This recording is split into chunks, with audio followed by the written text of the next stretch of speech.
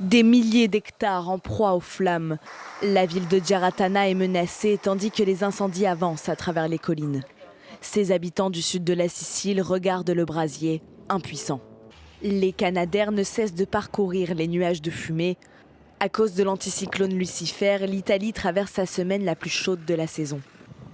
L'île aux Trois Pointes pourrait enregistrer un nouveau record européen, 48,8 degrés Celsius enregistré à Floridia, dans la région de Syracuse. Du côté de la Calabre, un homme de 77 ans a perdu la vie suite à ces brûlures. L'homme tentait de mettre son troupeau à l'abri après avoir échappé à l'effondrement de sa maison. Ces dernières 24 heures, 7 avions-citernes et des milliers de pompiers tentent de contenir le feu. En Sicile et en Calabre, 300 interventions ont eu lieu en quelques heures. Un mur infranchissable qui avance inexorablement et ne laisse aux habitants que la mer comme échappatoire. Alors qu'aux portes d'Athènes, quelques centaines de kilomètres plus loin, c'est par la route que la fuite s'organise. Au plus vite, avant que les maisons ne soient en proie aux flammes. En 24 heures, la Grèce fait face à 118 feux au même moment, à travers tout le pays, de l'ancienne Olympie à l'île de Bé. Là, l'incendie est incontrôlable. Le terrain est montagneux, la végétation dense, asséchée par les températures caniculaires. Des centaines de maisons déjà brûlées. La maison de mes parents a été complètement détruite. Je n'ai pas les mots, c'est une catastrophe. Nous avons vu le feu arriver hier soir, tard. Le feu nous barrait la route, mais nous avons réussi à fuir. Sur l'île de Bé, 12 villages sont toujours menacés et ont dû être évacués, tout comme ce monastère orthodoxe désormais encerclé par les flammes. Les moines ont pu partir à temps.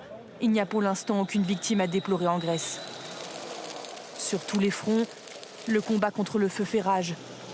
Des centaines de pompiers lancés dans une course contre la montre. Même une petite braise, on doit l'éteindre immédiatement, parce qu'ils annoncent beaucoup de vent aujourd'hui. Le vent, justement, se renforce. Les Canadaires tentent de multiplier les allers-retours, mais ils peinent ce matin à survoler les foyers d'incendie, avec une visibilité limitée en raison de l'épaisse fumée. Sur place, plus de 900 pompiers sont mobilisés pour combattre les flammes. Ils sont grecs, mais aussi espagnols, égyptiens, russes ou encore slovaques.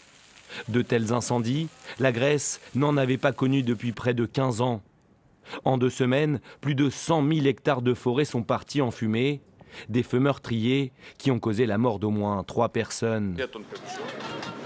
Ils n'ont pas d'autre choix que de prendre leurs jambes à leur cou. Dans la province de Mougla, les habitants fuient comme ils le peuvent, laissant derrière eux tous leurs biens. Depuis mercredi, des dizaines d'incendies, attisés par la chaleur et des vents étouffants, ravagent le sud et l'ouest de la Turquie, donnant au ciel une teinte orange, pour le moins inquiétante. Dans toute la région, des centaines d'habitations ont été détruites, comme à Sirtkoy, village quasiment rayé de la carte en à peine 15 minutes, selon les témoins. Les flammes se sont approchées du village et le vent a commencé à souffler. C'est alors que le feu s'est complètement propagé dans le village. C'est une catastrophe.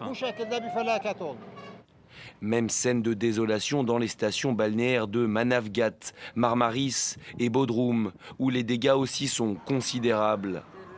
Sur place, habitants, employés d'hôtels et touristes ont été évacués ensemble. Sur les plus de 110 incendies qui se sont déclarés depuis mercredi, seule une poignée serait toujours active selon les autorités. Au sol et dans le ciel grâce à leurs hélicoptères, les pompiers sont toujours à pied d'œuvre pour tenter de maîtriser les pires incendies depuis plus de 10 ans.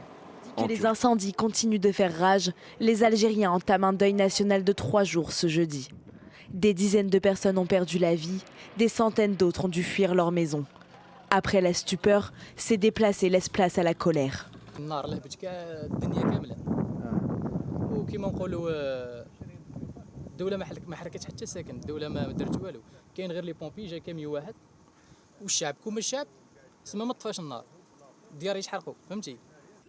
Depuis ce lundi, les flammes se propagent dans le nord du pays, apportant son lot de décès et de destruction, tout particulièrement en région kabyle. De leur côté, les autorités suspectent des incendies criminels amplifiés par les fortes vagues de chaleur. Pour pallier au manque de moyens, les Algériens en appellent aux dons sur les réseaux sociaux pendant que des ONG et des bénévoles se déploient. J'ai perdu des cerisiers, des figuiers, des oliviers. J'ai tout perdu.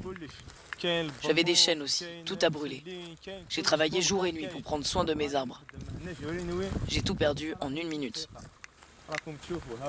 Je n'arrive toujours pas à croire ce que j'ai perdu en seulement 1 minute.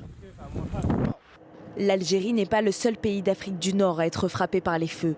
Au moins une quinzaine de brasiers ont brûlé la Tunisie voisine ce mercredi. À Tunis, les températures ont grimpé jusqu'à 49 degrés Celsius cette semaine, un record dans le pays.